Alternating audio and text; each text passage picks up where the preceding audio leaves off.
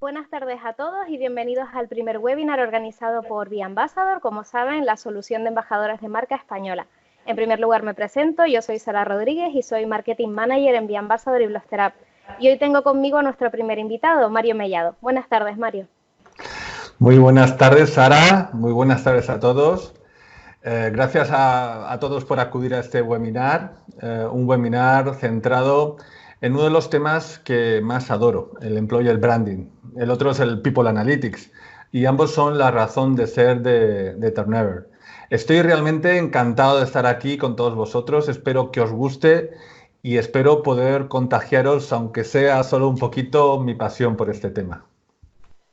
Seguro que sí, Mario. Bueno, te presento un poquito. Mario es CEO y fundador de Turnover, como ha dicho, es especialista en recursos humanos y en Employer Branding. Y de ese tema precisamente es de los que nos va a hablar hoy, de Employer Branding y de cómo utilizar a los embajadores de marca para potenciar la atracción y retención de talento en nuestra compañía. Bueno, Mario, nos vamos a meter un poco en materia y primero, si te parece, cuéntanos un poco en detalle de qué vamos a hablar hoy. Claro. Mira, en primer lugar voy a hacer un breve acercamiento al Employer Branding, en el que intentaré contar de la manera más sencilla posible lo más importante, para que entendamos qué es el Employer Branding. Ese será el apartado número 1 y luego para que entendamos el por qué estamos hablando de este tema hoy en día, el apartado número 2. No voy a profundizar mucho en estos conceptos, nos llevaría horas, pero sí que considero fundamental saber cuál es el contexto en el que se genera una estrategia de este tipo, ¿no? De embajadores de marca. Por cierto, la presentación tiene más contenido del que yo os voy a contar en el vídeo, por lo que todos aquellos que estéis interesados, no os preocupéis, os mandaremos por correo electrónico. Sara se encargará de facilitaros, ¿no, Sara? Sí, exactamente. Les enviaremos tanto la presentación como el vídeo que Perfecto, tendremos. muy bien. Bueno, después hablaremos sobre qué son los embajadores de marca en el apartado número 4. Seguiremos contando por qué y para qué es interesante utilizar una estrategia de este tipo y hablaremos sobre cómo crear una red de embajadores de marca. Y por último, contaremos detalles muy interesantes de un gestor inteligente de una red de embajadores como es BeAmbassador. Perfecto, Mario. Vamos entonces con el primer punto, que es el Employer Branding. ¿Qué nos puedes contar? Perfecto. ¿Qué es el Employer Branding? Pues vamos a ver, el Employer Branding no es un concepto nuevo, por mucho que pueda parecer, ya que hoy en día se habla mucho de él, ¿no? El Employer Branding surgió a principios de los años 90.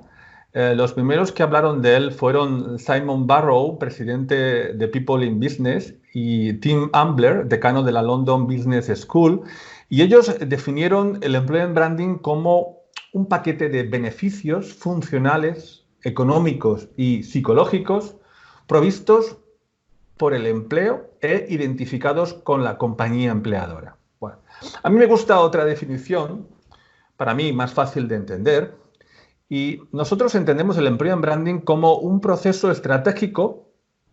Me gusta más hablar de proceso estratégico que de estrategia, que tiene el objetivo de atraer y retener talento mediante la creación de una reputación de empresa atractiva para el empleado.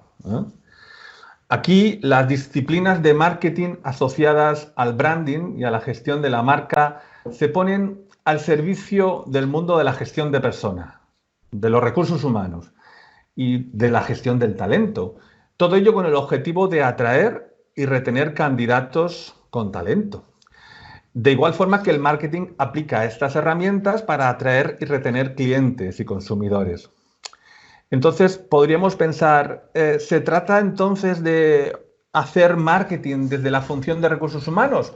Pues podría parecer que sí, pero no, realmente no es así. ¿Por qué? Mirar, hacer un paralelismo entre el funcionamiento del mercado de bienes y consumos y el mercado laboral es bastante arriesgado. Realmente no funciona igual el mercado de intercambio de dinero por productos o servicios que el de intercambio de dinero a cambio de la fuerza laboral. El comportamiento de un cliente puede parecer muy similar al de un candidato en términos de oferta y demanda. Sin embargo, para los candidatos, el ofrecer a un empleador, a la empresa, su esfuerzo físico o intelectual a cambio de dinero, tiene una serie de implicaciones bastante más distintas a la de una simple transacción de compra. Un empleado observa su relación con la empresa, con el empleador, con una carga subjetiva mucho más intensa que la que se contemplaría en la relación cliente-empresa.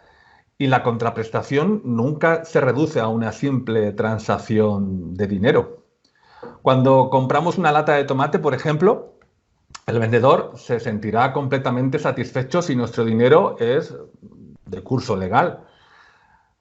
Cuando como empleadores compramos el esfuerzo de una persona al trabajar, le podemos pagar con la adecuada cantidad de dinero, pero hay algo más que dinero que el vendedor, empleado en este caso, va a requerir de nosotros para o iniciar o seguir con la transacción.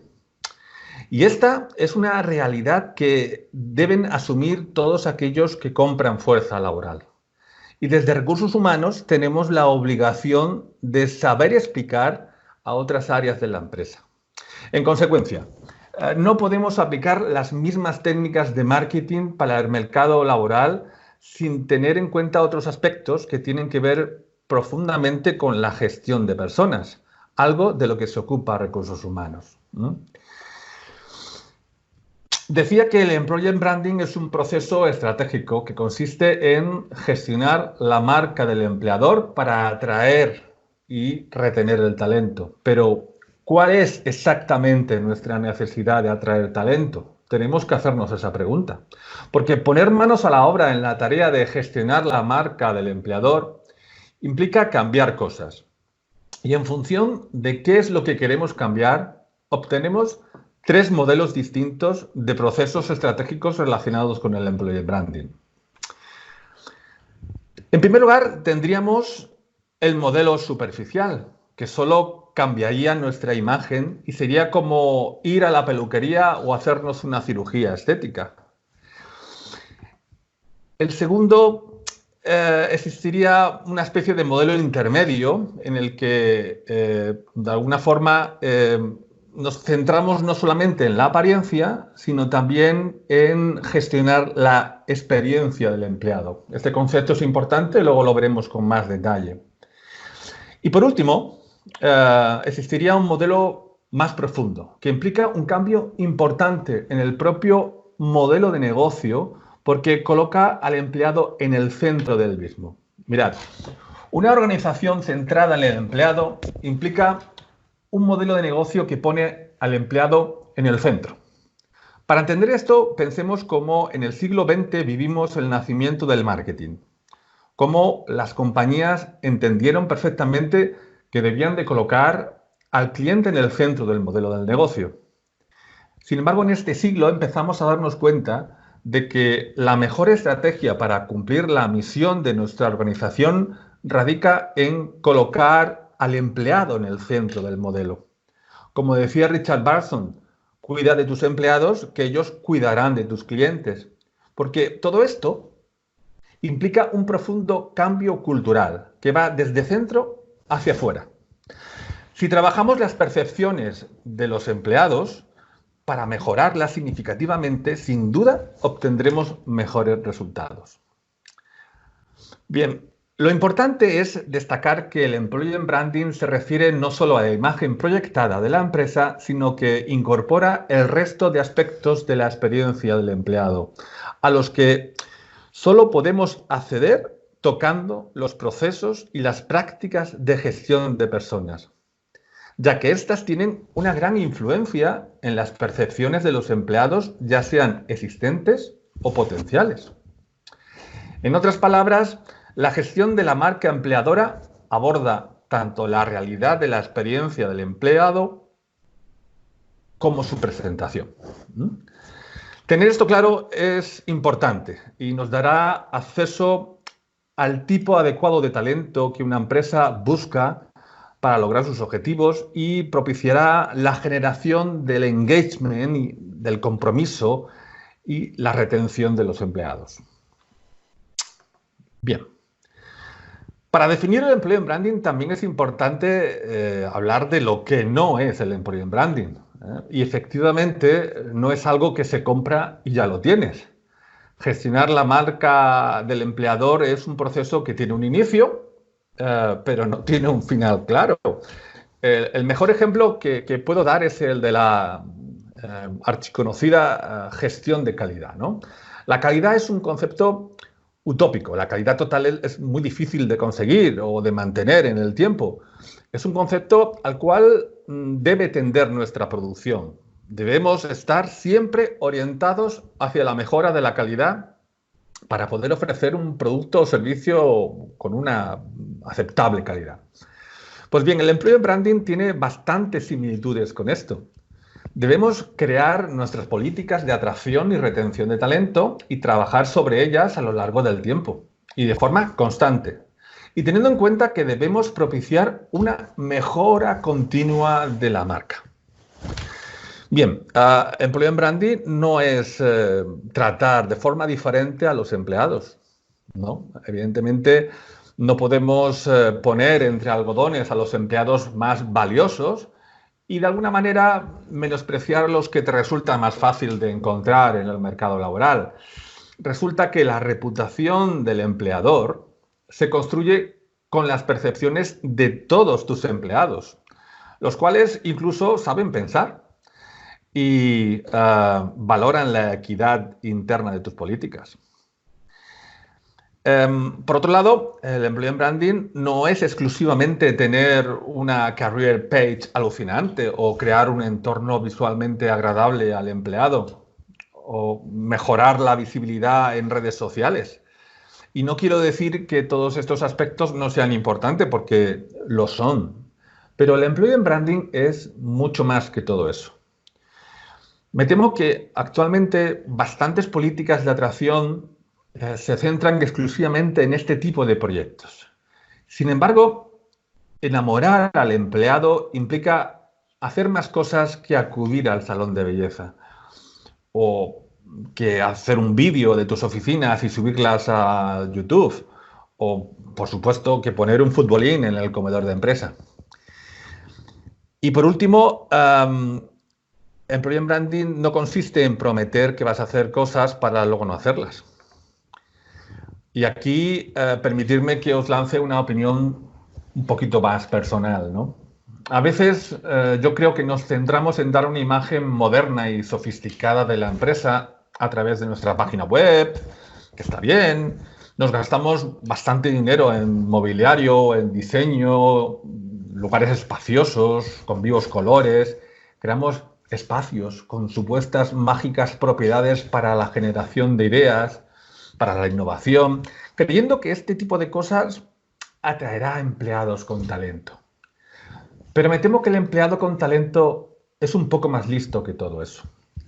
Lo triste es que detrás de toda esa simulación de atmósfera pseudo-millennial, un poco forzada a mi gusto, nos encontramos, por ejemplo, con cosas como empresas que tienen gerentes que simplemente nunca han sido formados para llevar equipos, o sistemas de evaluación de desempeño incomprensibles para el empleado, empresas que simplemente nunca han oído hablar de lo que es el onboarding, o líderes que son incapaces de mostrar la más mínima empatía, o empresas con un plan de promoción interno opaco, carente de la más mínima credibilidad, y un montón de cosas. Y son cosas que pesan mucho, y pesan muchísimo más que el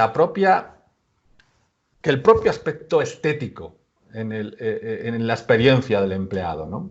Por tanto, cuidado con las expectativas que creas al candidato, porque tarde o temprano han de ser cubiertas y con creces por tu forma real de relacionarte con él. Y la confianza, ya sabes, cuesta ganársela, pero cuando metes la pata, la pierdes en un segundo. Bien, evidentemente trabajar, mejorar la marca del empleador por supuesto, implica utilizar metodologías de marketing y comunicación. Por no extenderme, no voy a comentar todas, pero sí algunas de ellas yo creo que es imprescindible mencionar, ¿vale? Una de las cosas más importantes, si no la más importante en cualquier proyecto de Employer Branding, es definir la EVP, ¿no? El Employer Value Proposition, o la propuesta de valor del empleado. Luego veremos con detalle en qué consiste, pero es un aspecto importante. Haremos estudios de benchmarking en el que nos compararemos con la competencia en materia de Employer Branding, en materia de marca empleadora. Tendremos que estudiar nuestras debilidades, amenazas, fortalezas, oportunidades con diagramas DAFO, evidentemente. Definiremos cuál queremos que sea el posicionamiento y la personalidad de nuestra marca como empleador. Y al igual que el marketing digital trabaja la experiencia del usuario mediante una herramienta de diseño llamada Customer Journey Map, que describe cómo es nuestro servicio desde la experiencia del usuario, en Employer Branding trabajaremos, en este caso, la experiencia del empleado. Y lo haremos a través de una herramienta bastante similar llamada Employee Journey Map. El Employee Journey Map es la representación gráfica, el dibujo de todas y cada una de las interacciones que tiene el empleado a lo largo de su ciclo de vida con la empresa, antes de conocernos, cuando es un candidato, durante su estancia con nosotros y durante el proceso de finalización, cuando ha dejado de ser empleado. Por último, mencionar que para diseñar mejoras en este ciclo debemos, sin duda, conocer e implementar metodologías de Design Thinking, ¿vale? Bien, pero trabajar la marca del empleador significa también, y lo mencionamos antes, utilizar mucha metodología de recursos humanos. Y yo creo que esto es importante y es, a su vez, también creo evidente. Todos los procesos de recursos humanos, selección, formación, evaluación, retribución, etcétera, tienen innumerables aspectos y muchos de ellos bastante afilados que afectan de forma nuclear a ese concepto tan importante como es la experiencia del empleado. Y todos ellos se gestionan dentro de un departamento de personas y por profesionales de recursos humanos. Es cierto que dependerá del grado de profundidad de nuestro modelo del Employer Branding, pero a menos que nos separemos un poquito del mero maquillaje estético en un modelo de Employer Branding superficial, tendremos que gestionar cambio cultural, tendremos que modificar procesos de recursos humanos para que en ellos podamos mejorar la experiencia del empleado. Gestionaremos el reconocimiento de una forma distinta o cambiaremos el modelo de liderazgo.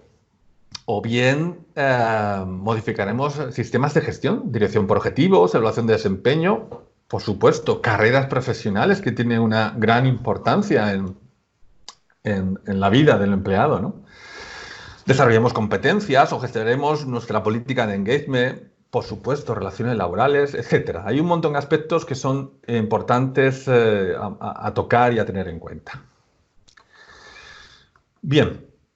Como os decía antes, el aspecto más importante de un proceso de mejora de la marca del empleador, del Employer Branding, es el EVP, ¿no? El Employee Value Proposition, o la propuesta de valor del empleado. ¿Qué es? Es el valor material o inmaterial que de forma diferencial una organización es capaz de ofrecer a sus empleados actuales o futuros. Fijaros, es en última instancia la respuesta a la pregunta que nos haría un potencial candidato que está dentro de nuestro target de talento, que nos diría, ¿por qué debería trabajar en vuestra empresa y no trabajar en una empresa del competidor? Y responder a esta pregunta no es fácil, no es nada fácil. Es un ejercicio bastante serio de reflexión estratégica que tiene muchas consecuencias operativas si no lo tomamos en serio. Y es un trabajo que solo debería hacer el comité de dirección de una empresa. Por dos motivos. Primero, porque la máxima dirección de la empresa debe estar comprometida con el EVP, obvio. Y en segundo lugar, porque luego son ellos los que tienen que construir una organización coherente con esa propuesta de valor del empleado. El EVP es el núcleo del proceso y representa el origen de todas las políticas de atracción y de retención y de todos los proyectos que pongamos en marcha para conseguir los objetivos marcados por esas políticas.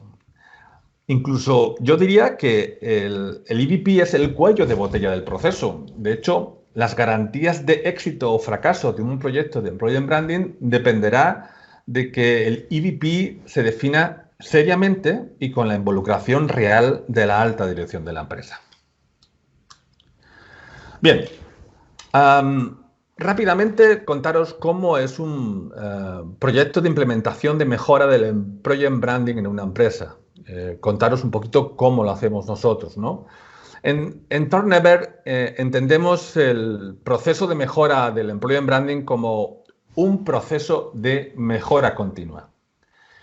Y como entendemos que la mejora continua de la marca del empleador tiene una relación completamente directa con la atracción, la retención y el compromiso de los empleados, y como creemos que estos aspectos, atracción, retención y compromiso, están muy fuertemente relacionados con los resultados económicos, creemos que una implementación de mejoras en el Employer Branding merece un sistema de gestión en toda regla.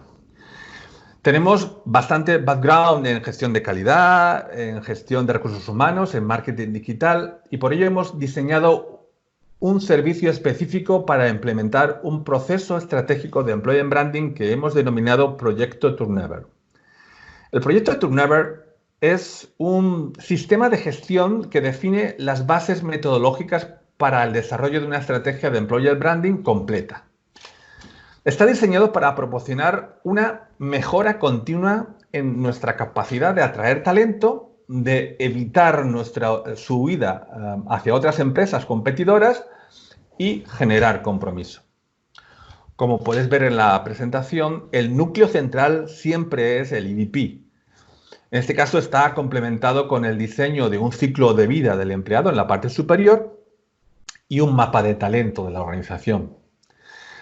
El sistema se materializa en cosas tangibles mediante políticas concretas de atracción y retención. Las políticas A y R que pongo ahí. Sobre esas políticas se fijan objetivos concretos para un periodo determinado de tiempo. Y para la consecución de estos objetivos se generan dos tipos de proyectos. Estamos hablando de proyectos de consecución de la EVP, es decir, para que se cumpla en la realidad del día a día que nuestra empresa aporta ese valor al empleado y luego comunicar, promocionar nuestra EVP. Serían los proyectos de promoción de la EVP. Y ahí podemos ver que uno de esos proyectos es, por ejemplo, implementar una red de embajadores de marca. Bien. Como os decía, proyectos de atracción y retención. Los proyectos a poner en marcha para conseguir los objetivos de las políticas de atracción y retención o simplemente para promocionar de la mejor forma posible nuestra EVP pueden ser muy diversos. Son muy distintos proyectos de todo tipo, pero es importante destacar que ningún proyecto es mejor que otro. Cada empresa deberá elegir aquellos proyectos que mejor encajen para conseguir sus objetivos planteados en esas políticas definidas de atracción y retención. Y aquellos proyectos que mejor de alguna forma estén al servicio de la promoción del EVP. Lo realmente importante es, yo creo, recordar que no debemos empezar nuestro proceso estratégico de Employer Branding implementando el primer proyecto de moda que oigamos, ¿vale? Sin hacer una profunda reflexión previa. Y no olvidemos el propósito de cada proyecto y su coherencia con la EVP. Bien, por último, para terminar esta parte de definición del Employer Branding, una parte, como os he dicho, bastante rápida y sin entrar en mucha profundidad, estos podrían ser algunos de los más típicos errores en la implementación de un proyecto de mejora del Employer Branding. Para mí, los 4 primeros son los más habituales. y los que más determinan el posible deterioro del proyecto. En primer lugar, no involucrar al comité de dirección. Es un error que se repite en la mayoría de los procesos de recursos humanos en los que la alta dirección actúa como un mero espectador o, en muchos casos, como un cliente interno, pero no avanza más. En segundo lugar, la ausencia de reflexión estratégica sobre para qué queremos mejorar nuestra marca del empleador. No debemos acometer proyectos de atracción y retención simplemente porque sea algo que está de moda, porque los demás lo hacen. Deberemos reflexionar cuál es el coste que supone para nuestra organización la actual marca empleadora, la que tenemos en ese momento, y cuál es el beneficio de mejorarla. En tercer lugar, muy típico, no tomarse nada en serio la definición del EVP. La razón de ser de cualquier actividad de Employer Branding es la consecución de la EVP. Por lo tanto, trabajar en el Employer Branding sin tener una definición seria y respaldada de la misma, pues no tiene ningún sentido. Y en cuarto lugar, pues solo trabajar la imagen y generar expectativas que luego no se cumplen en la experiencia del empleado. Lo dijimos antes, acudir al salón de belleza está muy bien, pero debemos de tener la capacidad de cumplir las expectativas generadas a los potenciales candidatos, porque si no, toda inversión que hagamos será bastante infructuosa. Bueno, Mario, ahora que ya hemos visto qué es exactamente el branding, nos vamos a centrar ahora en el por qué. Hemos visto que el Employer Branding es ese mix perfecto entre marketing y recursos humanos y ese juego a dos entre los dos departamentos, pero en los últimos años hemos visto cómo cada vez se habla más de este concepto, pero sin embargo tú has comentado que no es un concepto nuevo, que se viene escuchando desde mucho antes.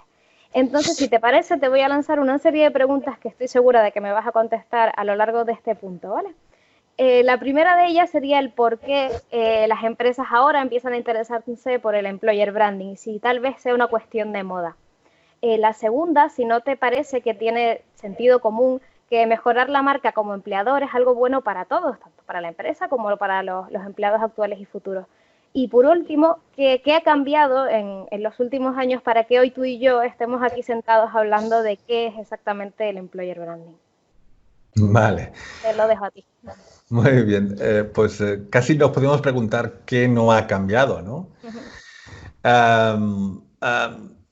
Una cuestión que resulta difícil de apreciar en nuestro día a día es la velocidad con la que el mundo está cambiando, pero realmente está cambiando. Vivimos, no sé si os habéis dado cuenta, pero vivimos el inicio de lo que muchos ya han calificado como la cuarta revolución tecnológica, ¿no? La llamada era digital. Y entre los muchos cambios que estamos viviendo, para aplicarlos al resurgimiento del employer branding, yo me quedo con tres. Uno, el mundo está convirtiéndose en un lugar donde los seres humanos vivimos cada vez más hiperconectados entre nosotros y con la información.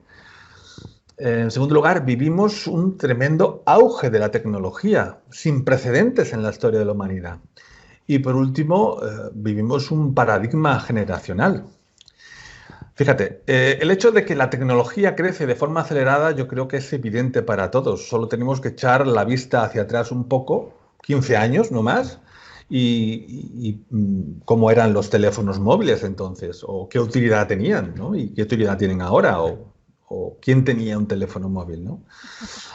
Cuatro datos. El coche de combustión interna de gasolina se inventó en 1885. 84 años después, el hombre pisó la luna. 2 años después, el primer microprocesador. Y a partir de ahí, los avances tecnológicos han ido apareciendo casi a diario. Una forma curiosa y divertida de entender cómo es el avance exponencial de la tecnología en el mundo empresarial es mediante una comparación muy sencilla de una cosa: el tiempo que representa la consecución de un determinado número de clientes o de usuarios. ¿Cuánto históricamente se ha tardado en conseguir 50 millones de usuarios? Pues, por ejemplo, en el caso de la telefonía fija en este caso, se tardó 75 millones en conseguir 50 millones de usuarios. En el caso de la radio, tuvieron que pasar 38 años para que existieran 50 millones de usuarios de radio. En el caso de la televisión, fueron 13 años. En el caso de Internet, 4 años desde su aparición y tuvimos 50 millones de usuarios. En el caso, por ejemplo, de Facebook, a partir de aquí todo se empezó a acelerar. Facebook, 3,5 años. Google, en 80 días, 50 millones de usuarios tuvo Google. Y, por poner un ejemplo gracioso, una pequeña aplicación de smartphone llegó a la increíble cifra de 50 millones de usuarios en 30 días. Por lo tanto, es increíble, ¿no?, la velocidad con la que los avances tecnológicos están modificando la forma de hacer negocio en el mundo. Dicen que la economía mueve el mundo. Pues bien, el ranking de las potencias económicas también están cambiando. Y eso es algo que lo estamos viendo en el día a día. Mirar, para describir el contexto en el que nos desarrollamos actualmente, con este mundo cambiante, solemos referirnos muy habitualmente a las siglas VUCA, ¿no? VUCA es el acrónimo que se utiliza para describir aquellos entornos caracterizados por una alta volatilidad, gran incertidumbre, gran complejidad y gran ambigüedad. Y este entorno es en el que las organizaciones están desarrollando su actividad actualmente.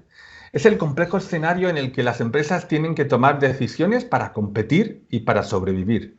Y esto implica la necesidad también de un tipo muy diferente de líder. Bien, para describir el contexto también nos vamos a centrar un poquito en qué consecuencias tienen esos cambios que está experimentando el mundo en las empresas, ¿no?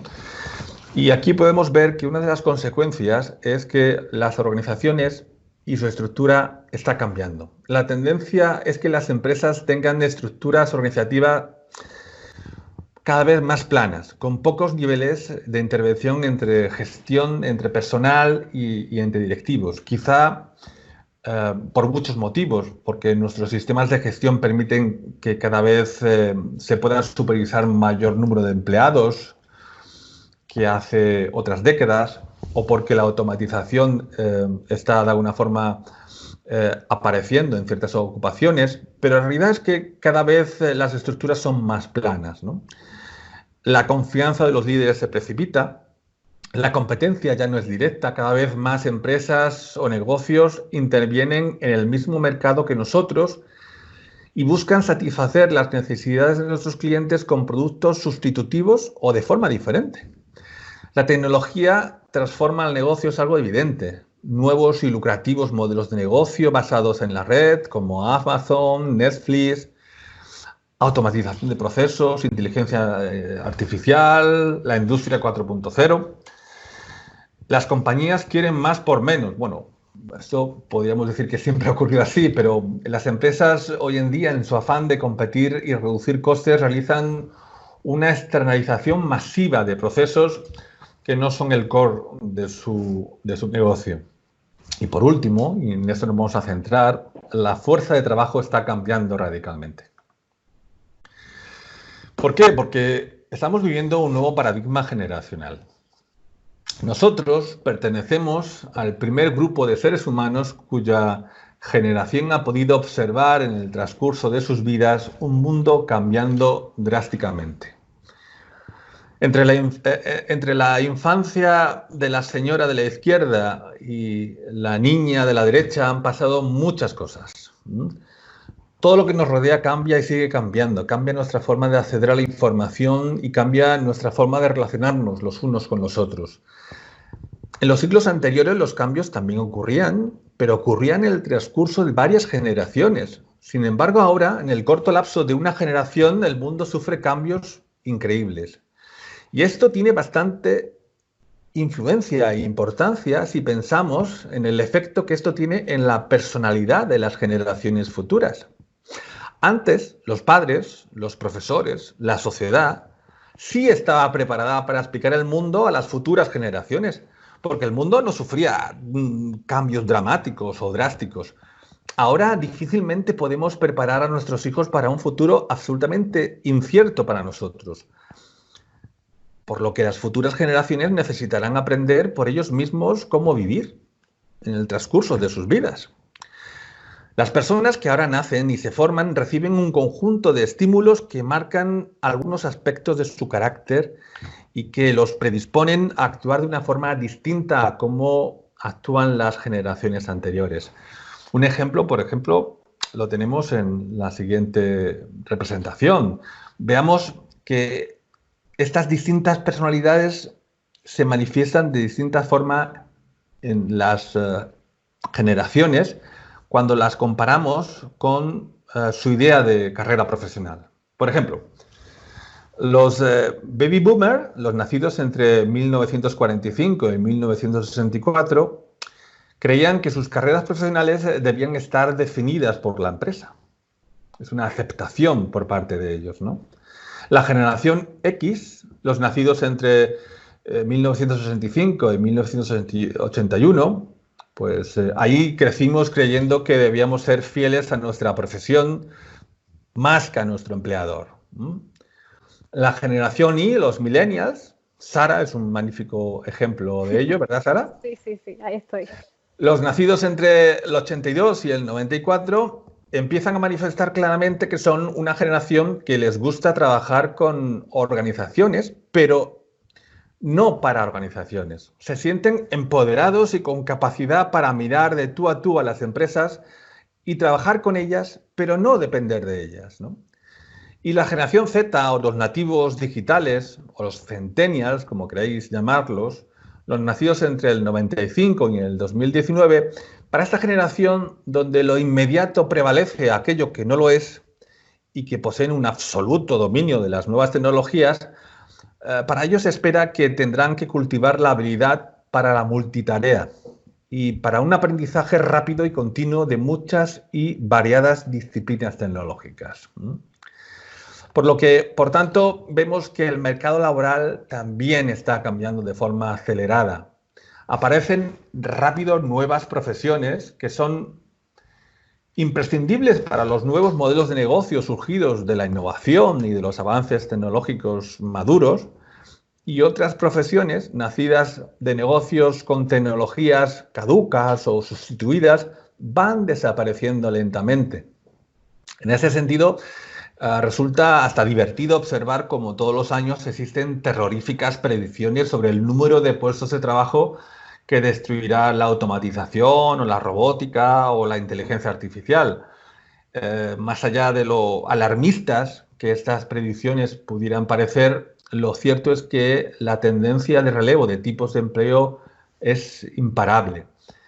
El Foro Económico Mundial pronosticaba en 2016 que se crearía un 33% de nuevos puestos de trabajo en el 2020. Bueno, acabamos de empezar el año y creo que fue una estimación un poco exagerada, pero lo que sí está claro es que la tendencia es esa. En el 2017 la Unión Europea predecía que para el 2020 el 45% de las personas tendrían un trabajo relacionado con lo digital. No sé si el porcentaje se ha cumplido, pero claramente sí que estoy absolutamente convencido de que la tendencia es esa. Bien, en última instancia, ¿cuáles son los tres principales motivos por los que la gestión del empleo en branding está resultando ser un elemento de imprescindible competitividad para la mayoría de las empresas que intentan sobrevivir en la era digital? Y como siempre ocurre, lo que motiva a las empresas a abordar un tema es la relación de este con los ingresos y los costes.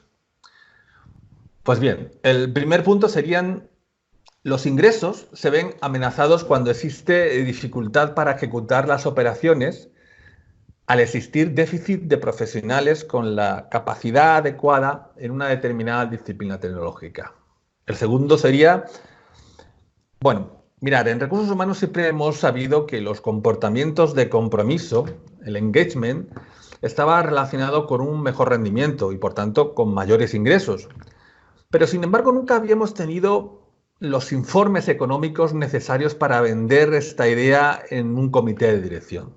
Tradicionalmente nos ha costado siempre poder tener esa capacidad de impacto con números. Pero en las últimas décadas, la ciencia estadística se ha ido acercando cada vez más a la gestión de personas. Y con la aparición de People Analytics hemos aprendido a sacar información útil de la ingente cantidad de datos que producimos, y cada vez existen más estudios con rigor que permiten predecir el retorno económico de la inversión en políticas de felicidad. El tercer punto sería, ese bajo compromiso de la fuerza de trabajo, que, como dijimos anteriormente, los millennials, ¿no?, quieren trabajar con las organizaciones, pero no para las organizaciones, ¿no?, que trabajan más por proyectos. Y esa escasez de profesionales, pues ambas cosas son una mezcla un poco peligrosa. Se da rotación, ¿no? Y la rotación de profesionales ocasiona una considerable cifra en la estructura de costes de una empresa. Hay estudios que relacionan que el coste de la rotación es de 6 a 9 meses de salario de empleado. Pues bien, esos tres motivos originan un aumento en la necesidad de atraer talento, un aumento en la necesidad de generar engagement y un aumento en la necesidad de retener talento. Y de ahí de que estemos hablando hoy en día de forma tan efusiva en políticas de employer branding.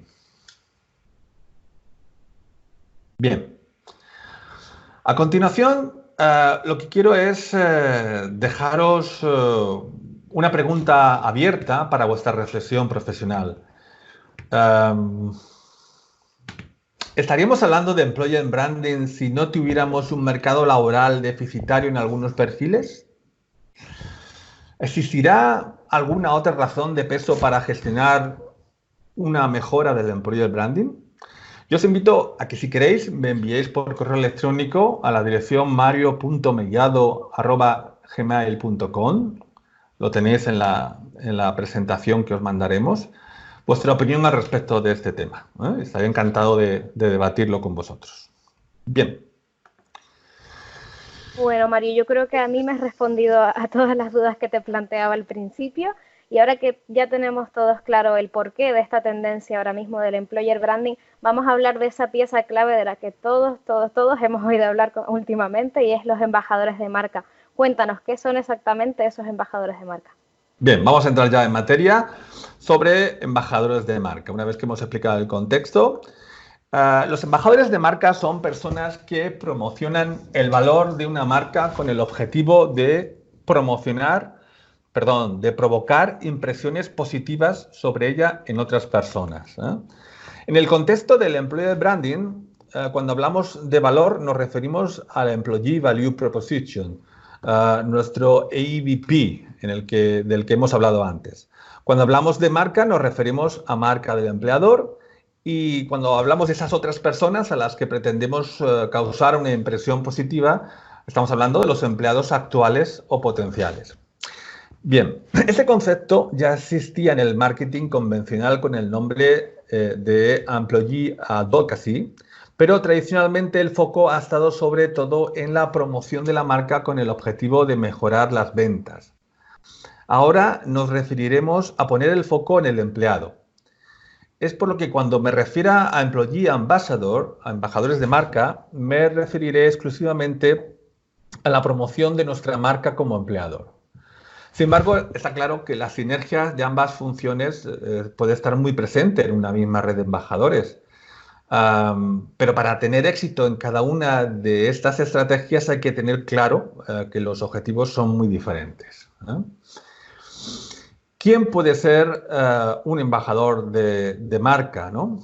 Pues pueden ser personas que actúan de forma voluntaria. Pueden ser, pues, por ejemplo, imagínate que gracias a nuestra política de engagement seamos capaces de generar el suficiente ambiente de confianza, de transparencia y de libertad que motive a los empleados a hablar por la empresa, a compartir contenidos y a tener conversaciones genuinas sabiendo que te fías de su criterio. Esta es una situación idílica si haces las cosas medianamente bien, ya que el apoyo de los empleados no lo puedes comprar ni lo puedes fingir. En esta situación, como os digo, idílica, también puedes intervenir. Puedes animar a tus empleados a compartir mensajes, aportar recursos, darles contenidos, recompensas por su actividad. pero lo que no puedes es forzarlos, porque perderán la confianza de su audiencia. También puedes tener personas que reclutas entre tus empleados. Quizás esto es una práctica un poco más habitual, ¿no? De forma también evidentemente voluntaria y con empleados que cumplan una serie de características y que sientan un mayor alineamiento con los valores de la empresa, puedes llegar a un acuerdo de compromiso con ellos para que actúen como embajadores, pero aceptando tu supervisión y guía en el proceso. Y por último, puedes contratar profesionales para que ejerzan la labor de embajadores de marca. En este caso, es importante que no debemos de confundir estos profesionales con los influencers, ¿vale? Los influencers son líderes de opinión, sobre todo conocidos en el entorno digital, que llegan a tener una influencia importante en su audiencia, pero normalmente los influencers no suelen alcanzar una relación tan estrecha con la marca como suele ocurrir en el caso de los embajadores de marca. Estos podríamos decir que realmente están enamorados de la marca.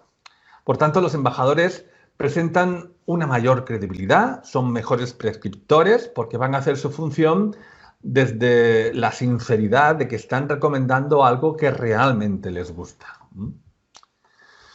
Bien, el mejor embajador de marca es tu empleado. Pues es evidente, ¿eh? Cuando hablamos de Employer Branding, sin duda los mejores embajadores de marca van a ser nuestros propios empleados.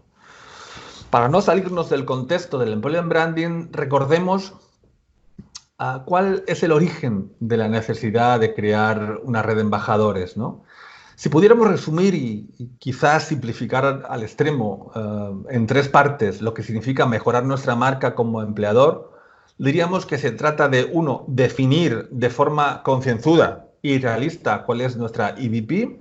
2, planificar proyectos para que la EVP termine siendo algo real, que se cumpla.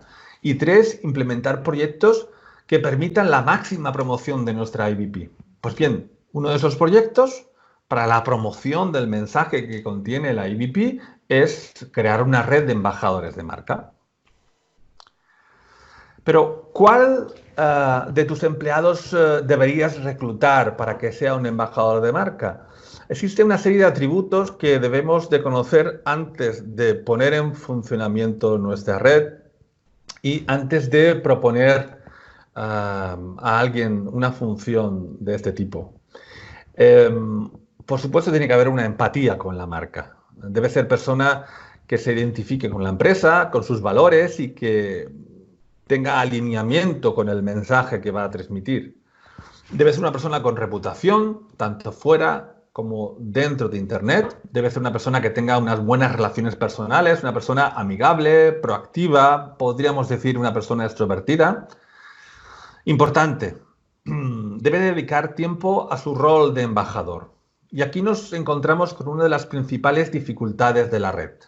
Compatibilizar el trabajo con su nueva función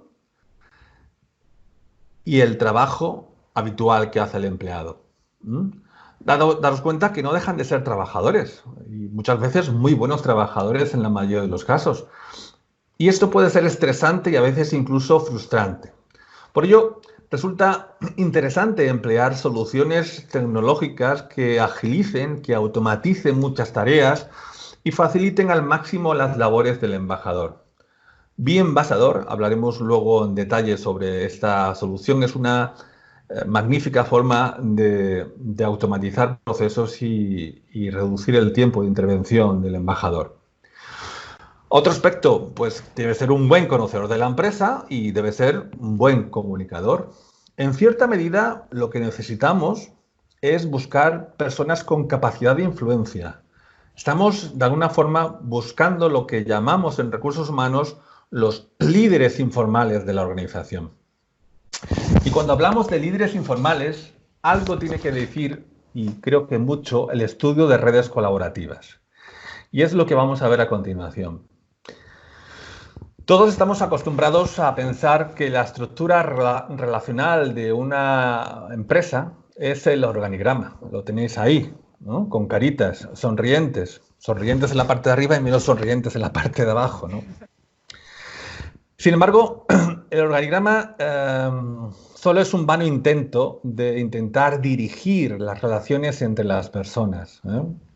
Porque lo que de verdad ocurre es que debajo del organigrama existe una red de relaciones que no son siempre fáciles de detectar y que sin embargo son determinantes para el funcionamiento de la empresa. Reciben el nombre de redes colaborativas.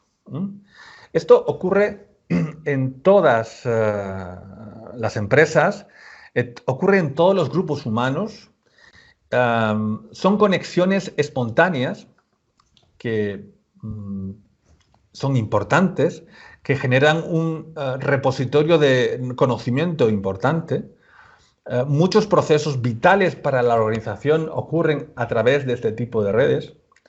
Y estas redes podemos detectar en ellas una serie de nodos que no son más que personas que intermedian el flujo de mucha información y que son personas fundamentales para ese flujo de información. El análisis de redes colaborativas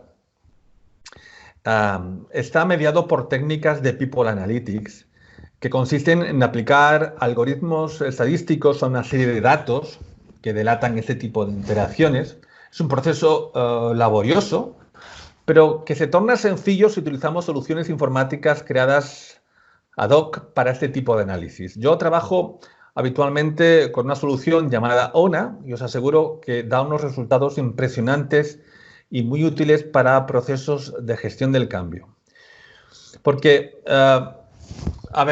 el análisis de redes organizativas tiene unos beneficios muy tangibles en procesos de mejora de la comunicación y de la colaboración corporativa. Pero, a su vez, te da una información extremadamente útil para poder detectar líderes informales, que son aquellos que tienen una influencia especial dentro de la organización y que, en el caso de tener también ese resto de atributos, son las piezas claves para montar nuestra red de embajadores de marca. La importancia que tiene un líder de marca para una red de embajadores de marca la podemos de alguna forma justificar mediante la llamada regla del 3%, que fue publicada por un investigador, Richard Santos, en el 2018. Esta regla es el resultado de años de investigación de datos capturados a través del análisis de redes colaborativas de muchas compañías y el análisis de personas. La regla dice lo siguiente: si eres capaz de identificar solamente el 3% de los empleados que poseen ese liderazgo informal, puedes convertirlos en aceleradores de la capacidad de influenciar hasta el 85% de la población restante, ¿vale? Por lo tanto, es una magnífica herramienta el poder detectar líderes informales para cualquier tipo de cambio organizativo. Bien, ¿cuál es la labor de un embajador de marca? Bien, principalmente es la de interactuar con otras personas con el objetivo de promocionar la EVP. Y dicha interacción a menudo es una interacción digital. Cada vez más utilizamos las redes sociales y estas representan un papel fundamental para conseguir transmitir con alto alcance y con impacto. Normalmente hablamos de redes sociales, pero dentro de ese tipo de interacción incluso podemos meter el correo electrónico o cualquier tipo de solución interna o externa de comunicación que tenga una compañía. Pero no menospreciemos tampoco lo que podríamos llamar la interacción analógica, que el embajador de marca podría hacer, o de hecho hace habitualmente. Recordemos que nuestro embajador es un empleado más con el que interactúa la organización y a través del simple boca a boca puede transmitir sus mensajes de igual manera. Para este tipo de interacción analógica también podemos generar pautas, contenidos y herramientas. Bien.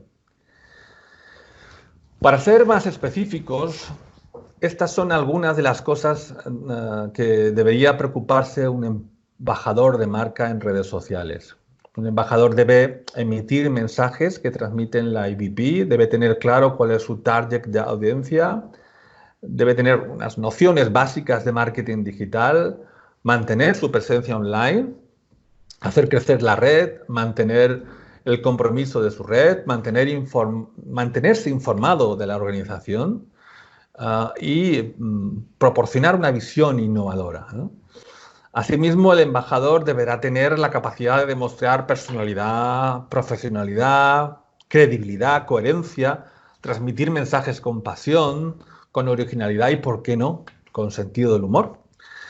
La empresa, por su parte, también tiene bastantes tareas que llevar a cabo para mantener la red.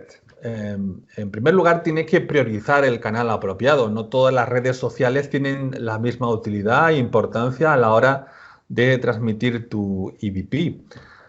Tampoco tus embajadores se sentirán igualmente de cómodos, en todas las redes sociales. Tendrás que elegir, repartir y priorizar unas sobre otras.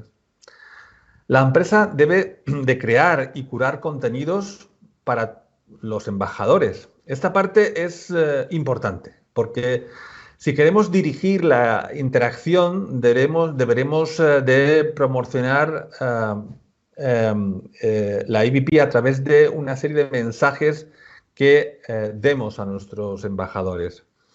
Mensajes donde esté implícita y no de forma explícita el mensaje de la EVP. La curación de contenidos hace referencia a la selección de información relevante que ya esté publicada en Internet, filtrarla, organizarla, añadir valor adicional y difundirla a través de nuestra red de embajadores. También deberemos de acompañar, formar y mentorizar a nuestros embajadores, difundir las mejores prácticas entre ellos, como decíamos antes, darles una formación básica en marketing digital y en redes sociales, recompensar el esfuerzo de los embajadores, algo importante. Esto es, establecer un sistema de ranking de embajadores y un sistema de recompensas que premien el esfuerzo de estos embajadores en función de parámetros transparentes e importantes que sean sencillos de cálculo. Y, por supuesto, darle herramientas de gestión de la red de embajadores. Bueno, Mario, yo ahora te lanzo una pregunta que yo me hago y estoy segura de que los que nos están viendo también. ¿Por qué como empresa yo debería implantar, según tú, una estrategia de embajadores de marca y convertir a mis empleados en embajadores? Bien. Bueno, pues nosotros hablamos de esto como las 6 razones para una buena idea, porque para nosotros es una magnífica idea. La primera de las razones sería potenciar el alcance de la comunicación. A poco que hagamos cálculos, está claro que tener 5.000 seguidores en nuestra cuenta de LinkedIn de empresa tiene un alcance menor que tener 10 trabajadores que son embajadores de marca con 2.500 seguidores cada uno. Se estima que la utilización de una red de embajadores de marca incrementa hasta un 500% el alcance de una campaña de comunicación. Un segundo punto sería, contar con un ejército de agentes de cambio. Los embajadores son empleados con alta identificación en los valores de la organización. Además, si están bien elegidos, deberán tener capacidades para un alto impacto e influencia en su entorno de interacción. Son capaces, por tanto, de expandir dentro y fuera de la organización las acciones, las actitudes y los procesos necesarios para una transformación. Podemos, por tanto, pensar que los embajadores es un ejército de agentes de cambio que expanden una cultura corporativa en la dirección que tú desees. En tercer lugar, generación de engagement. El compromiso es el detonante del mejor desempeño y de las mejores ideas innovadoras. Eso yo creo que está claro. Una red de embajadores de marca permite expandir los efectos de cualquier acción de generación de engagement. Los contenidos difundidos por los propios empleados transmiten hasta 8 veces más compromiso que los que vienen por el canal corporativo. En cuarto lugar, estamos hablando de Perdonad que aquí, de ganar en credibilidad. Tener un gran alcance en la comunicación sirve de poco si los mensajes no tienen suficiente impacto para provocar cambios. Y uno de los factores que afectan a ese impacto es la credibilidad de nuestro mensaje. Los contenidos transmitidos por los propios empleados tienen mucha más credibilidad que la credibilidad que se pueda llegar a tener por canales corporativos tradicionales. Bien, el quinto aspecto sería ganar en atractivo. Un mensaje puede ser creíble, pero si no llama la atención, no es leído. Los contenidos que se transmiten a través de una red de embajadores, a través de empleados, son hasta 18 veces más atractivos de leer por los propios empleados o potenciales empleados. El sexto aspecto sería atraer el talento. Llegar a más personas generando un mayor compromiso para cambiar la actitud respecto de la marca, ser más creíbles y ser más atractivos. Todo esto tiene una consecuencia, y la consecuencia es la de atraer talento. Solo la correcta gestión del talento marca una ventaja competitiva difícil de imitar. Y esos serían un poquito los 6 aspectos. Bueno, son 6 beneficios bastante interesantes y ahora ya que tenemos claro el por qué debemos implementar ya esa estrategia de embajadores de marca, vamos a intentar explicar un poco el cómo, ¿no? Cómo las empresas, las personas que nos están viendo pueden empezar poquito a poco a implementar este tipo de estrategias en su compañía, ¿vale? Cuéntanos. Sí, bueno, vamos a ver. Aquí hablaríamos un poco de lo que es nuestro modelo de implementación. Nuestro modelo se basa en un conjunto de procedimientos y técnicas de promoción orientadas a que una comunidad de personas actúe como prescriptor de una mejor percepción de la organización como empleador de personas. Se compone de una serie de fases de implementación. La primera sería la fase de análisis y establecimiento de objetivos del sistema de embajadores de marca, involucrando al Departamento de Recursos Humanos, Marketing y Comunicación, como no podría ser de otra forma. El análisis inicial consiste en un breve estudio de la propia idiosincrasia de la organización. Debemos conocer el grado de avance en políticas de employer branding preexistentes, si las hubiera, y debemos establecer cuáles son los objetivos específicos, propósitos a largo plazo y expectativas esperadas del sistema de embajadores de marca. La segunda fase sería una fase de diseño en la que estableceríamos los indicadores de medida sobre el cumplimiento de los objetivos marcados en la fase anterior. Haríamos un diseño de roles y de responsabilidades del sistema de embajadores de marca. Diseñaríamos los procedimientos e instrucciones de funcionamiento del sistema. Estableceremos reglas, protocolos, tareas para cada uno de los integrantes de la red. Diseñaríamos un protocolo de uso de redes sociales para toda la plantilla. Y bueno, como parte del diseño, evidentemente, diseñaríamos una metodología concreta para seleccionar embajadores. Y después es importante hablar de los contenidos. También es importante diseñar metodologías relacionadas con contenidos, es decir, sobre el proceso de creación y curación de contenidos, cómo se haría, crear guías de estilo, un calendario editorial, métricas para medir el rendimiento de esos contenidos. Y por último, pues debemos de hacer un diseño de los incentivos de recompensa. Los procedimientos de compensación de los esfuerzos de los embajadores. La tercera fase del proceso sería realizar una campaña de comunicación del proyecto Embajadores de Marca. La implantación debe de estar acompañada siempre de un proceso de comunicación. Este puede estar dirigido o exclusivamente a los candidatos que hemos identificado para formar parte de la red, o bien a toda la plantilla. Dependerá de cuál es nuestra estrategia en el proceso de reclutamiento. O hacer un reclutamiento dirigido a líderes informales que hemos detectado, o bien mediante solicitud de voluntarios. En cuarto lugar, haremos la selección de embajadores. Si las circunstancias lo permiten, se analizarán redes colaborativas para la detección de líderes informales y entrevistaremos a los candidatos y les entregaremos una serie de pruebas que nos ayudarán a determinar cuáles de ellos se acercan más al perfil de embajador descrito en la fase de diseño.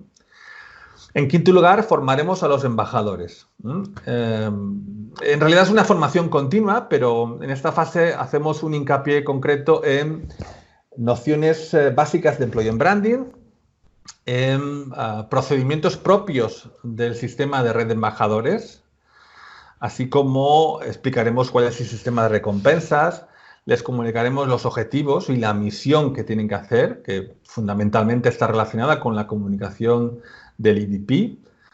Les enseñaremos a crear contenido y a utilizar contenido corporativo que ha sido diseñado y recopilado expresamente para ellos.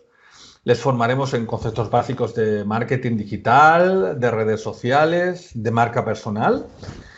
Les haremos partícipes de las mejores prácticas que se han podido encontrar entre embajadores y les formaremos en herramientas que vamos a poner a su disposición para la gestión de su nuevo rol.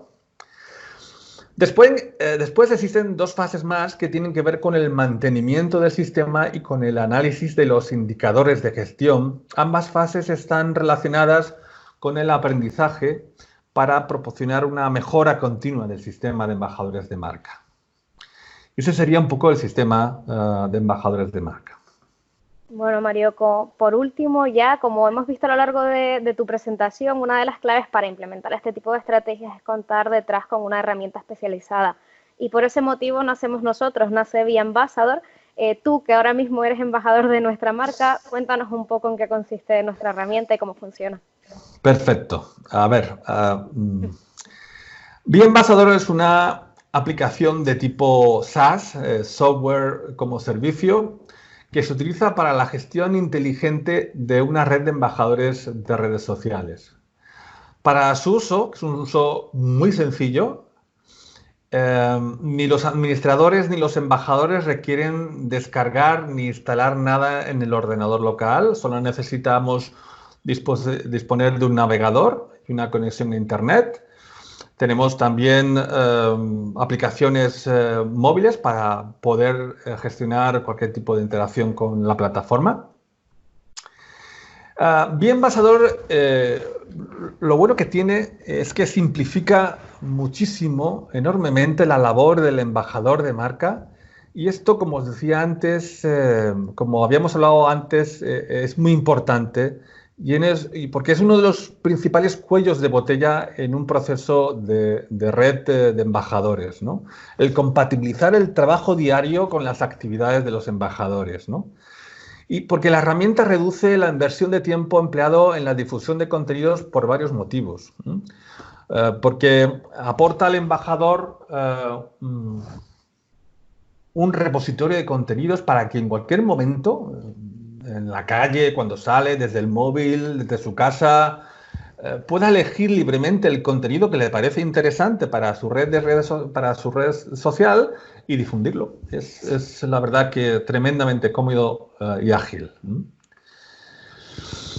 Por otro lado, es también interesante para el embajador porque permite automatizar el envío de forma diferida en el tiempo de esos contenidos, a través de una herramienta muy sencilla de planificación que incluso te propone, si lo quieres, una franja horaria en la que poder difundir tus contenidos, una franja que es la de mayor audiencia de tu red social.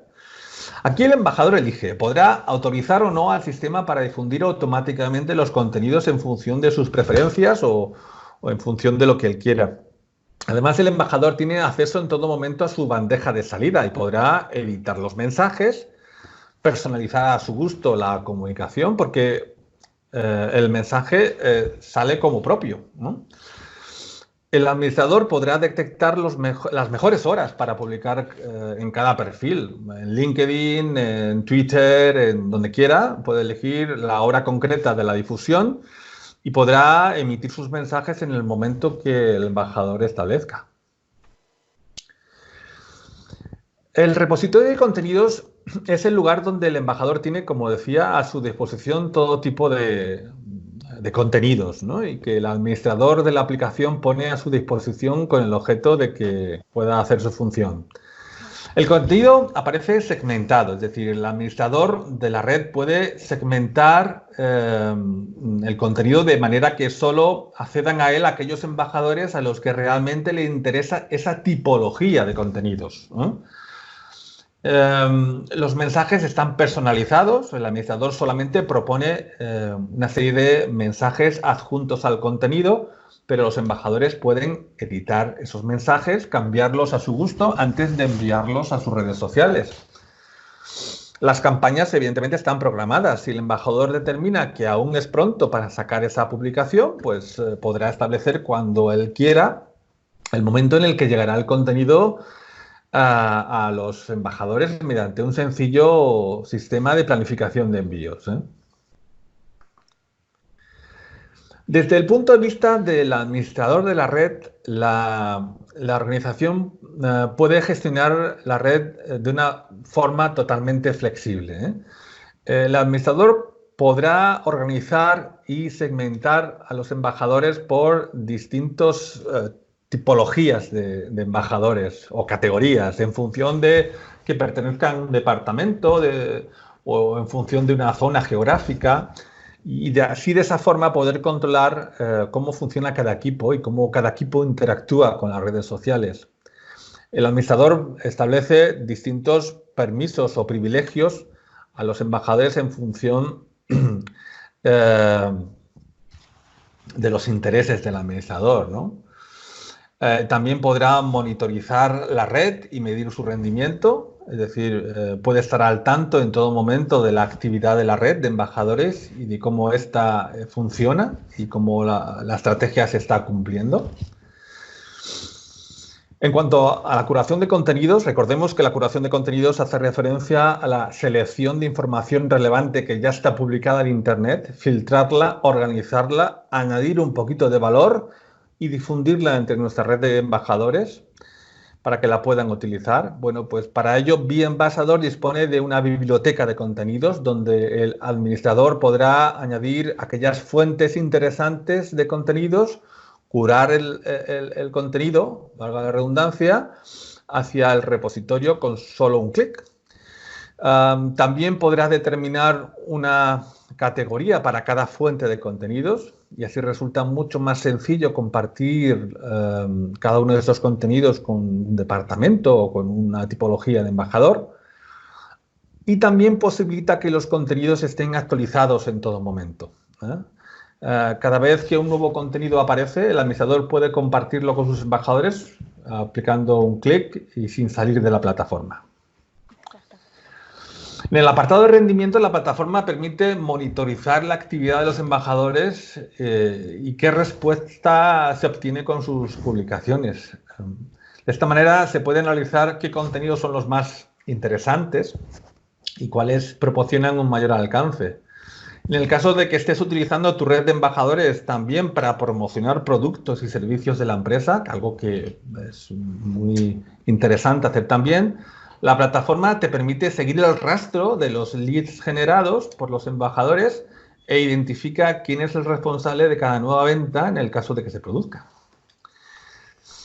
Y por último, está el sistema de recompensas por una estrategia de gamificación. El sistema permite crear rankings de embajadores en función de su mayor contribución o impacto y los embajadores podrán ver quiénes son los mejor valorados en función de los criterios establecidos por la organización. El sistema de puntuación es totalmente personalizable. La empresa podrá decidir qué peso debe tener cada uno de los criterios empleados para asignar una puntuación a cada embajador. Y todo ese sistema es muy útil a la hora de implementar un sistema de incentivos, como veíamos antes, que permite de forma transparente y de forma sencilla y justa recompensar el esfuerzo de los embajadores. Y bueno, hasta aquí la presentación, Sara. Bueno, Mario, por nuestra parte simplemente agradecerte haber formado parte de nuestro primer webinar y decirte, bueno, que nos ha dado muchísima información y muy valiosa sobre cómo implantar las estrategias de employer branding en las organizaciones. A todos nuestros espectadores también agradecerles la atención, y simplemente recordarles que si tienen algún tipo de duda, pues podrán realizarla también a través de la caja de comentarios que encontrarán debajo del vídeo en el canal de YouTube. Avisarles también de que muy pronto volveremos con un nuevo webinar de Be Ambassador, donde seguiremos aprendiendo sobre Employer Branding, marca empleadora, Employee Branding, con diferentes profesionales tanto de España como de Latinoamérica. Y nada, Mario, muchísimas gracias de verdad por haber Gracias a formado ti. parte del webinar. Muchas gracias a todos. Buenas tardes.